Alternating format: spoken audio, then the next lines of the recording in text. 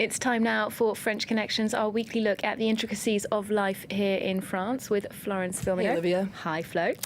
Now, France is famous for grinding to a halt during the summer vacation, and today we're going to talk about the whiplash that happens, that moment when real life kicks back into action. It's a moment that's dreaded by some, loved by others. It's that time when the summer grinds to a halt and real life kicks back in. Now, some people might say this is not typically French. A lot of other countries go through this kind of transition. But what is a simple collection of unrelated events in other countries is a social phenomenon here in France. And of course, there is a word for this very particular moment. It is our word du jour, and it is la rentrée. Now, it's often translated as the re-entry or back to school, but it's much more than that. It's a kind of renaissance, if you will, that happens after the summer shutdown. And the media is obsessed with la rentrée. Le coup de la rentrée scolaire. Du côté de la rentrée tout court. La rentrée. Autre rentrée. L'heure de la rentrée va bientôt sonner. Cette légère déprime de rentrée. I've got to admit, I also love la rentrée. And the first thing that comes to mind is, of course, la rentrée des classes for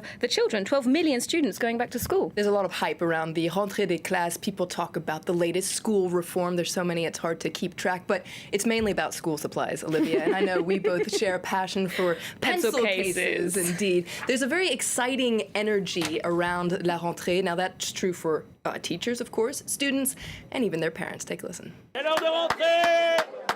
As a mother, I'm heartbroken. I just don't want to go to school. I'm usually nervous anyway, but I'm definitely stressed. La rentrée is the day of the year, the day you can't mess up.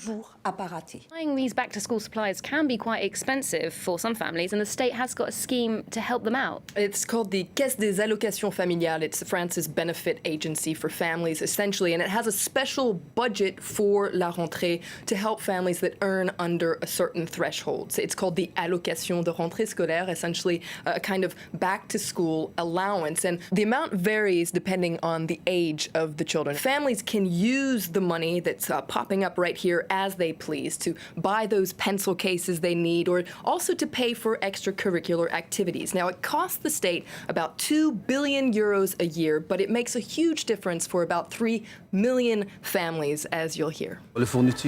Buying school supplies is manageable, but it's everything else, clothes, shoes, etc.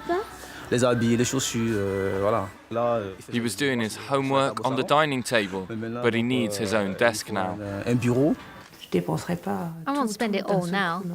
I'll save some for a rainy day.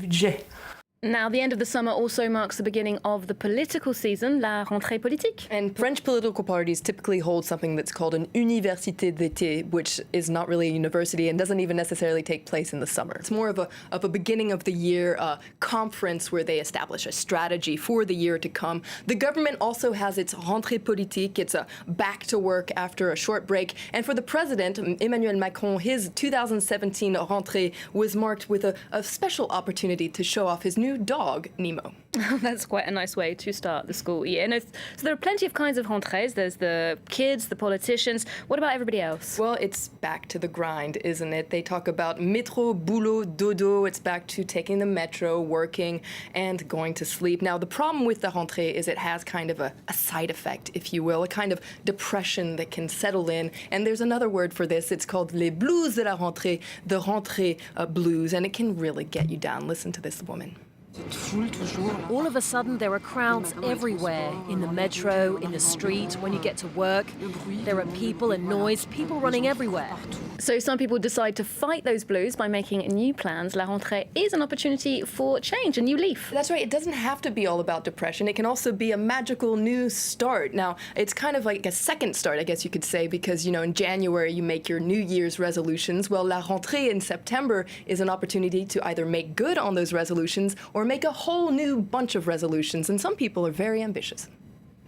I'm going to stop smoking and get in shape. It's really going to work for me this time. I'm going to lose weight. Study more, flirt less. Find true love. I've decided to exercise to feel better, lose some weight and get some muscle. There's definitely a peak in activity at our gym. September and October are our biggest months.